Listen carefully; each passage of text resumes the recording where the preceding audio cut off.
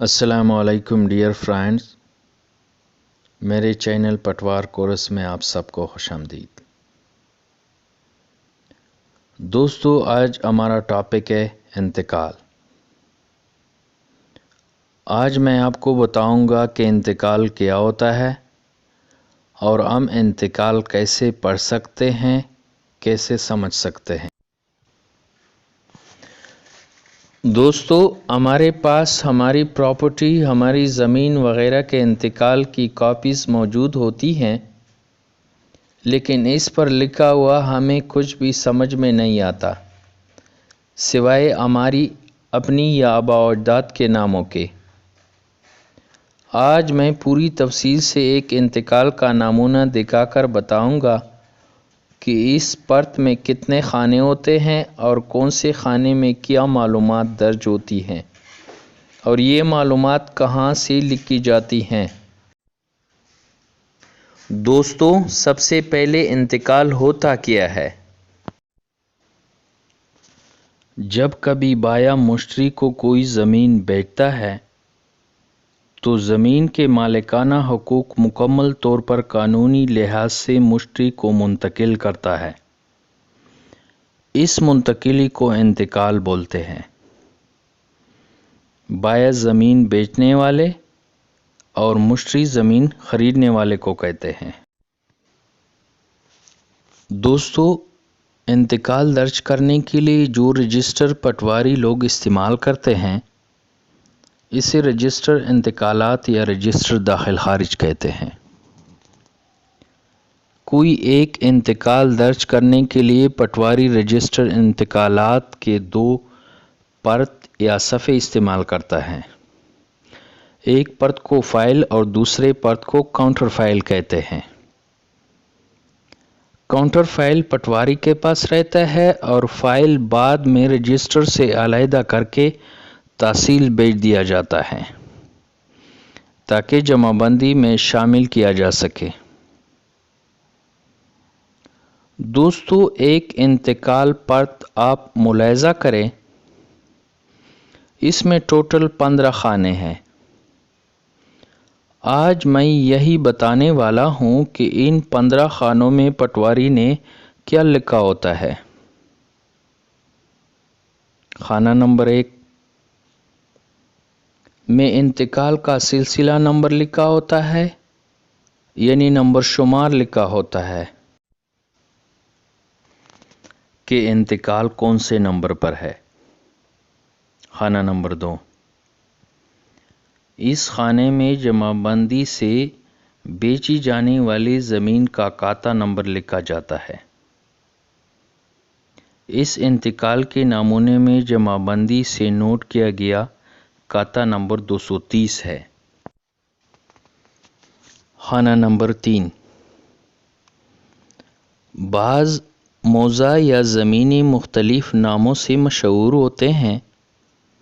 ان ناموں کو اطراف یا چا کہا جاتا ہے۔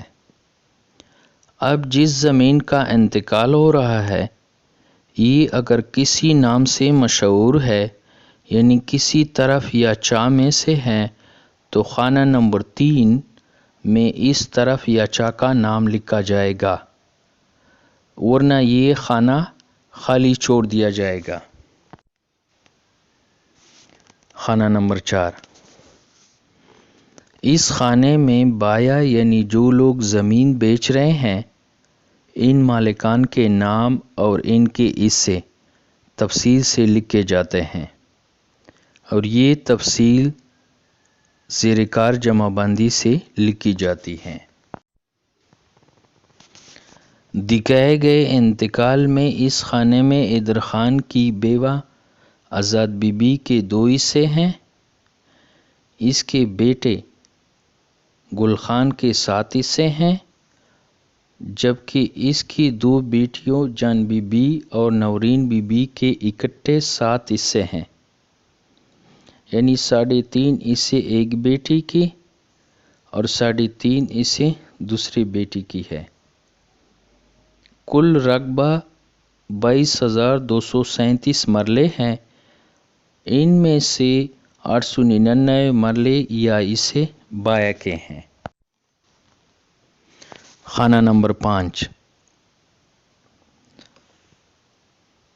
में ज़ेर-ए-कार जमाबंदी से नोट किया जाता है कि जो ज़मीन बेची गई है इसके काश्तकारान वही हैं या तब्दील हुए हैं। अगर वही हों तो इस खाने में लफ्ज़ बदस्तूर लिखा जाता है और साथ में कितात यानी खसरों का ज़िक्र लिखा जाता है कि कितने खसरे हैं। खाना नंबर 6 दोस्तों, इस खाने में ज़ेर-ए-कार जमाबंदी से खसरा नंबर और रकबा देकर लिखा जाता है और साथ में ज़मीन की किस्म लिखी जाती है कि ज़मीन आबपाश है या गैर आबपाश, या बंजर है या किस किस्म की है।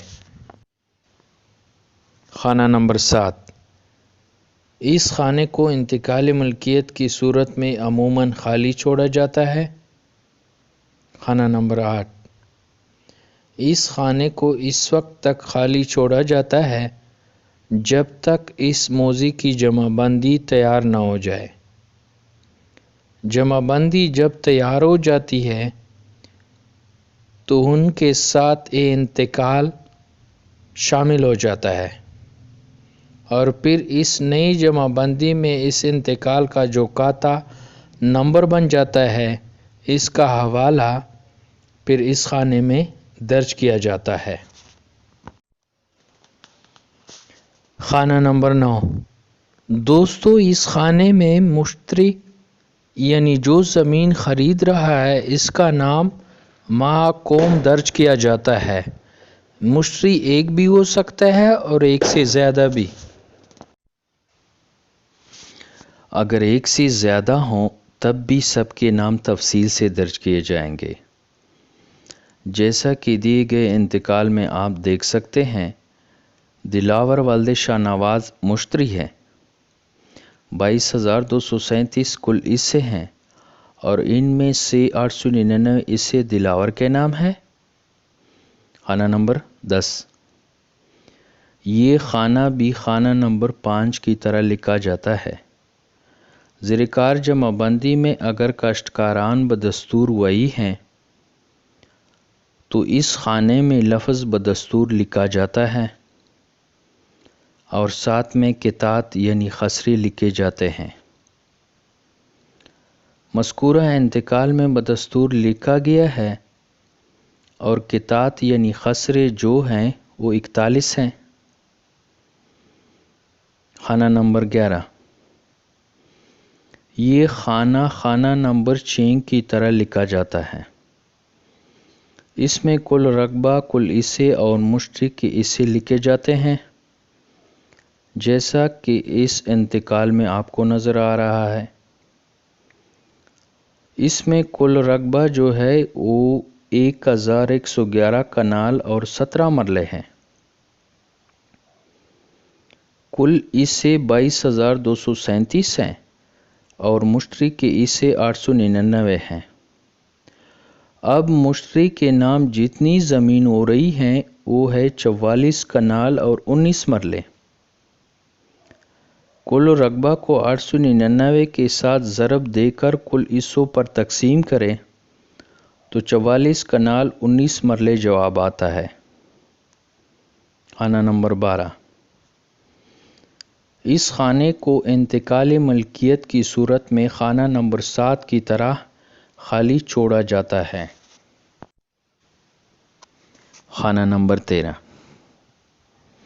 इस खाने में दोस्तों आपको नज़र आ रहा है लिखा गया है बैकते। बैकते का मतलब है कि ये इंतकाल बैकती है, यानी ये ज़मीन मुकम्मल तौर पर बेची गई है। मुश्तरी को जितनी कीमत पर बेची गई है वो भी साथ लिखी गई है, 3,15,000 रुपये।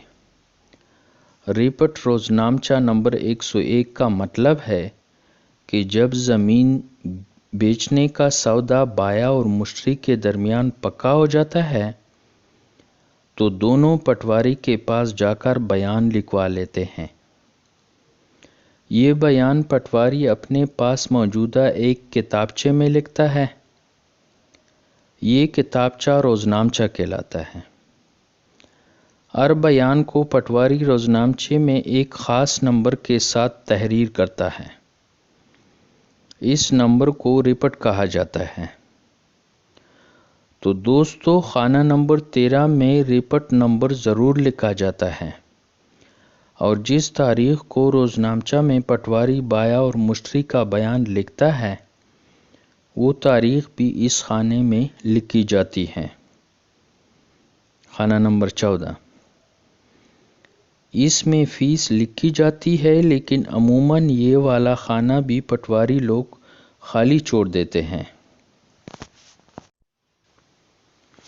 خانہ نمبر 15، اس خانے میں پہلے پٹواری درج شدہ انتقال کی تصدیق کے بارے میں مختصر بیان لکھ کر اپنا دستخط کرتا ہے، اور پھر پٹواری کے بعد پورے انتقال میں درج شدہ احوال کی تصدیق کردار صاحب کر کے اپنا دستخط کرتا ہے۔ ویڈیو اگر پسند آئی ہے تو پلیز اسے لائک اور شیئر کریں، میرے چینل کو سبسکرائب کریں تاکہ نئی آنے والی ویڈیوز کی نوٹیفیکیشن آپ کو ملتی رہے۔ اجازت چاہوں گا، اللہ حافظ۔